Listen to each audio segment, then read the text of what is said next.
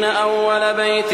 وضع للناس للذي ببكة مباركا وهدى للعالمين فيه آيات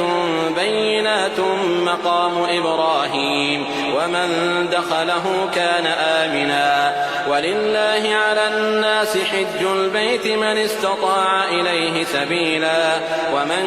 كفر فإن الله غني عن العالمين قل يا أهل الكتاب لم تكفرون بآيات الله والله شهيد على ما تعملون قل يا أهل الكتاب لم تصدون عن سبيل الله من آمن